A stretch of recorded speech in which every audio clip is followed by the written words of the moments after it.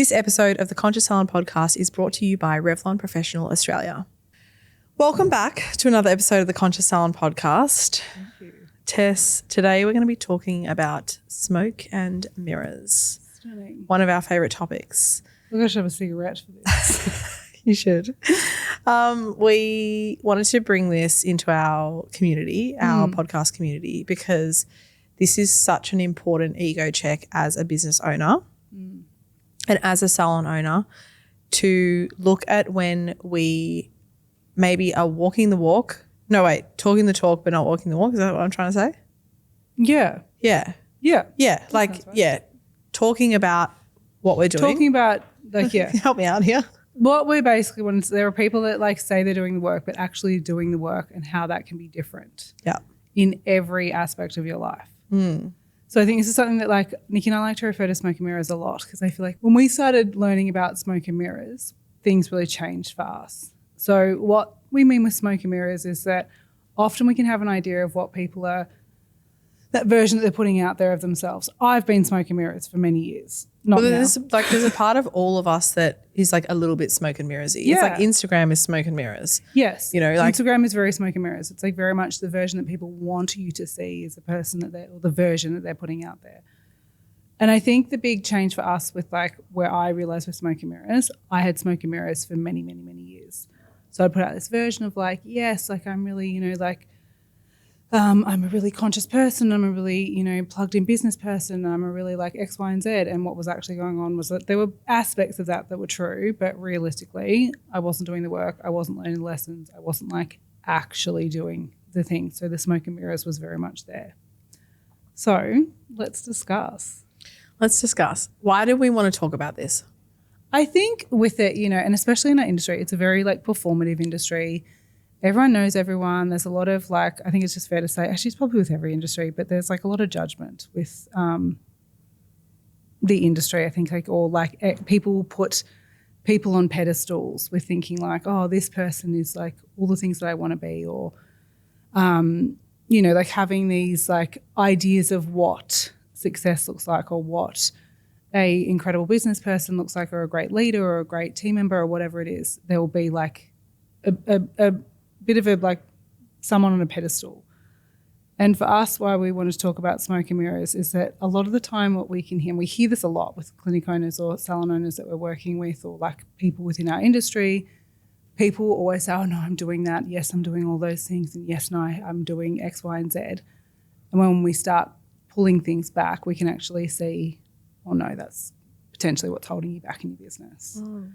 So there can be things like, what's the smoke and mirrors example that we can give? So confident that you've got an incredible clientele. I love my clients. They're such amazing, you know, people. I love them. They're like the exact clients that we want to have. When we start pulling things down and looking at it and pulling things apart, we can start seeing like, okay, are they people that book all their appointments in advance? Are they people that commit to home care plans? Are they people that are on board with the process? Are they receptive? Are they like wanting to be, are they actually your ideal client? When we start pulling it apart, we can start seeing, okay, potentially they may not be that version. And then for the salon owner, we can start removing like, okay, maybe you don't have the successful, you know, incredible clientele that you think that you do. Let's pull that back and start addressing what's actually like what sort of people we're trying to put, that version we're putting out there of ourselves. Yeah, absolutely. And I think the important thing is like realizing that we will all have seasons where we have the smoke and mirrors thing. We very much used to have smoke and mirrors with our culture in our salon. I feel like when our culture was really toxic, what we put out on Instagram was like, we used to do, I'm going to totally throw us under the bus right now. We used to do every Saturday when the girls would finish, we would do like a, what are you grateful for this week? Like what was your biggest gratitude that you had? It was like a beautiful concept. But the reality was that was all smoke and mirrors. What was actually going on behind the scenes was that our culture in the salon was completely toxic and it was a really unsteady time for us. But we were getting on Instagram being like, oh my God, we're so grateful for the amazing clients and like the support of the team, etc. And even though the intention there was that we really wanted that to be true, but that is a perfect example of smoke and mirrors. So if you're hearing this and you're like, holy shit, I might have some smoke and mirrors happening for me, we don't want to meet this with shame and we don't meet this with judgment, but just bringing that awareness in. we had a client actually in our community bring this forward. And I want to share this story because I think it's really pivotal. We had a client who went to an award ceremony, won an award, and placed incredibly and really deserved that award. And afterwards she was really having a moment of, I would say, almost imposter syndrome of like, oh my gosh, is my business where I want it to be? And even though I've won this award, I don't feel like I'm like quote unquote, successful where I want to be, whatever it was coming up for her. And it was really interesting because I mirrored back to her in that moment. I said to her, what I want you to understand is that some of the most pivotal people in the industry are sitting in that room also winning awards. And even though they're winning awards and they're deserving of those awards and they've earned those awards, they're also having the team issues. They're also having financial difficulties. They're also having legal battles that they're going through. And I said to her, I know because some of these top tier people that are sitting in the room with you are our clients. They're our clients. So we sit on calls with them and we hear what's happening for them and we hear those struggles and we hold them in those conversations. And I said, and somewhere someone is looking at you winning that award and also feeling that imposter syndrome of I'll never be like that person. And it was a really interesting moment of like the smoke and mirrors that we can present on social media. For example, she's looking at these high level people in the room who have got 3, 4, 5 salons and this, abundance of team and abundance of clients and things like that, and looking at that. And even though there's no ill intent there when people, the high level, quote unquote high level people are showing those things, there is a level of smoke and mirrors there. So sometimes things aren't always as it seems, but when we're talking about smoke and mirrors, it also comes down to self-analysis, being able to look at ourselves and be like, okay, cool, where am I authentically showing up? Looking at self-analysis, what can I change? What can I be more consistent of? Where am I maybe saying that things are much better than what they are? And it's really funny when people come to work with us for the first time and we say, where are you at? What sort of debts have you got? Where are you at with your tax? How do you feel about your team? Often people say, oh my God, I feel amazing about my team. And it takes a little while to warm up and go, oh, actually, I feel really wobbly with this team member.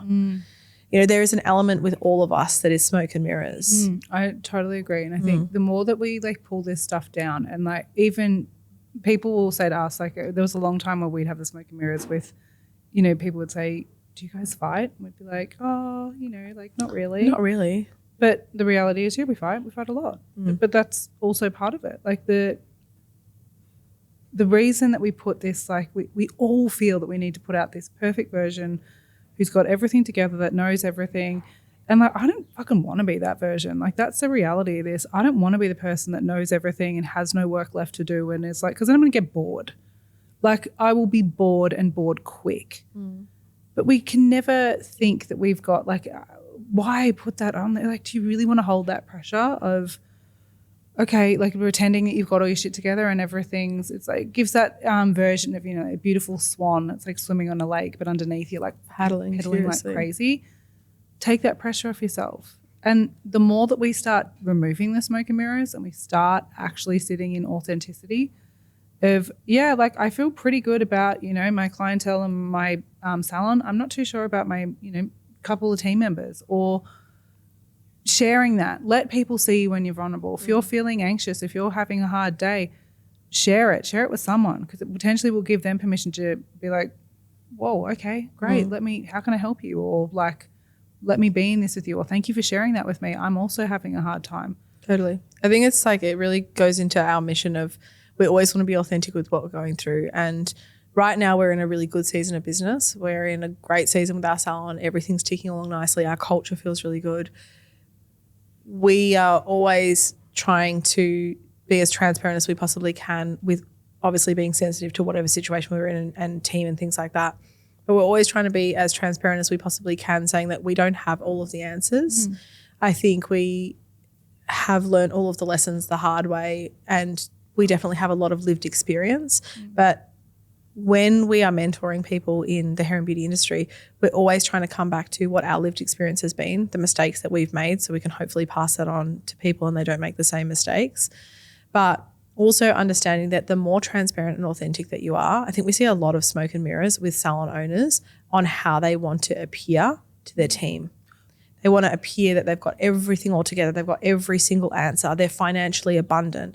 And it's interesting sometimes when we pull apart the financials in a salon and we really look at those with a fine-tooth comb and we go, hang on a second, you're not even hitting remotely towards break even. Your salon's not even profiting. We need to share this with your team. We need them to come along and hop on the bus with us and go on this journey with us. And a lot of the time people are really, really afraid to do that. I think when you pull down all the smoke and mirrors, that's when you can create connection. So if you pull all that back and you sit with that, you can actually have real moments of being seen. Because I know when I'm asked if someone was like, "Yeah, are you, do you ever fight with your sister?" I'm like, "No." My voice, it's not convincing. Like, yeah, of course I do. Like, that's normal. But what that will then do, it just takes the pressure off ourselves. It takes that off of being like, let's just normalize things. Let's keep this at like a level where, and if we all did that, especially if we think about that as an industry, if we pulled down all of the pedestals and all of the smoke and mirrors, potentially our industry would really grow and really heal and really elevate together, because we can actually meet people where we're at. We stop having this like godlike complex, this impossible version of ourselves to try and meet, or like how far off that ending seems. Like, I'm never going to get to that level because that person's so much more together than I am. It loses all the imposter syndrome. Like, and this is like in any industry, we can all like heal as a collective through this. But the thing is, we keep going with that narrative of like, I just need to keep, and I can't work out if it's like the fake it till I make it. Like, I'm going to keep saying that I've got all my shit together, or the like it, so no, and then eventually it will happen, or like that fake it till I make it version, or the fact that does not the like almost impossible version, like the expectation of never getting there, of not ever letting anyone see you and like guarding that and like not ever allowing anyone to actually see you're struggling. I want to play a little game. I want you to ask me 3 questions and we have to do no smoke and mirrors, and I'm going to ask you 3 questions about business, no smoke and mirrors, and we have to answer 100% authentically. Okay. I think this will be powerful. Great. When do you think about giving up? When do I think about giving up? Giving up what? In business. When do I think about giving up? I don't think I ever think about giving up. Like, truthfully, I don't think I think about giving up. When do I think that things might need to change? I think when I start feeling myself like being pulled a lot, where I feel like I can't give my energy 100% when I'm present in it. That's where I find that harder to like, I wouldn't say give up. Is that what you're meaning? I'm sorry, or am I not understanding the question? No, you're understanding. I'm just curious, when you think about giving up. I don't think I've ever thought about like fully giving up, but there's definitely been like things of like questioning. Oh, actually no, there was the one time when I had the like super toxic team. That was a lot. That was hard. That was definitely a time when I felt like giving up. I didn't feel comfortable even walking in my space anymore. So that's where I felt like I wanted to change things. And I did. I took accountability, apologised, became the leader that they needed, and that team changed effectively. So that was good. Good question. What about you? I need to ask you that question now. When do I think about giving up? Yeah. I'm going to be completely transparent, no smoke and mirrors, usually team situations. I always say the most humbling and amazing part about owning a business, the hardest part and the best part, is having a team, dealing with people. When the team stuff gets toxic, when the team stuff gets difficult, that disempowers me for sure. I think about giving up. Good questions. So good, yeah. What is the worst time financially that you found in business? As in time of the year? No, like you're really not. I was like, I don't know. What's the most difficult financial time that you've experienced in business? Trickiest time in business. Well, I think obviously the first few years of like not really, effectively our method was to look at what everyone else was doing and take $10 off, and shockingly that didn't work. So that was obviously pretty hard. But I think that was definitely the most when we weren't aware of what our break even was. And I'd also say when we weren't breaking down our numbers with our team, because when we started breaking down numbers, that's when it starts creating momentum, and that's when things start elevating. When we were like keeping everything hidden and hiding it, that's when things were never really moving. It was very, very stagnant. What about you? What do you think? I'll again be totally transparent. When we had the biggest team that we've ever had was the most difficult time, the most amount of pressure I felt financially. And there's nothing to say that like, you know, for some people big teams work really well. I think that we lost so much, I guess like a loss of control, financial control, like culture control, just having too many cooks in the kitchen. And that was I feel that rather than going, okay, this is not working, we need to downsize our team, we need to be a bit more brutal with who we have in our team and let go of people who aren't pulling their weight and aren't growing and evolving with the company. Because we were smoke and mirrors, because we weren't accountable and didn't take action, it financially penalised us for sure, and we put everyone else before we put ourselves. And we went a fucking long time there without taking a wage. And I do think there was a big part of that we liked having a big team. We thought big team equals. Yeah. Oh my God, I loved going into a room being like, we've got 9 on team. Yeah. And I think there was a massive part of like, chasing that ego and chasing wanting more people. But this was only about 4 years ago. Maybe, 4 years ago, 5 years ago. And we went like sometimes weeks, months without taking a wage. And we were 8 years into business. 8 years into business. Actually, I completely forgot about that. 8 or 9 years into business. And we kept having to pause our wage because there wasn't enough cash flow in there to be able to sustain us. That was hard. Yeah, that really was. Oof. What's the question you give it? You dish out the third. Okay. Biggest mistake you've made? Fucking hell. Yeah. Biggest mistake I've made. Biggest mistake I've made in business. Avoidant leadership. I don't know if I have one specific moment. Avoidant is where I fall. Is like as soon as things get hard for me, I get avoidant. I want to run away in every dynamic in my personal life as well. And avoidant leadership, not having hard conversations. I don't have one single defining moment because I actually feel like intuitively we've always dealt with team situations pretty well. Don't get me wrong, there's been a lot of lessons, but I look back now and I'm like, wow, I think we've dealt with them the best that we could at the time and also gaining the lessons. And it's really hard for me to feel like I have any regret. But 100% the biggest mistake I would have made would be fucking terrible leadership. In so many aspects, I don't have one single moment because there would have been so many different moments. But that I also think like breaking boundaries with team in even just like little things like I used to feel like it was okay for me to contact the team outside of hours years ago and just be like, oh, hey, do you remember like where you put the tin bowl or whatever, like just bullshit things. Huge mistakes. Hard to find one. What about you? Shocking no one. The reactive leader that I used to be. I think definitely there would be, and like this is the reality of it, there would be people out there that would say that I'm a terrible leader, and there would be people out there that would say I'm terrible at business, and there'd be people out there that would say that I'm not a good hairdresser, and all of that is true. I would absolutely believe them in those moments. There would be people out there that would say that I'm not a conscious leader and I'm a very reactive human being, and also with that they would be right because I was reactive with them, and I think that was easily my biggest mistake. I would have so many moments of rather than taking the pause, I would respond with that quick, fire energy that I have. And whether it is the fact that I'm a Leo or hot-headed or whatever you want to say, I would have, or whether that's just ego, it doesn't really matter. None of it served me. So the biggest lesson, biggest mistakes I've made is when I've been reactive as a leader. The biggest lesson and the biggest thing that has changed is my reactivity as a leader. So I think that is definitely where my biggest mistake would be. But there'd be many people that wouldn't think that I've changed. And I honour them for that, and I think they're right, which is a big thing to say. I love that. I think this is a really interesting conversation to have because if nothing else, we want you guys to get curious around your own self-analysis.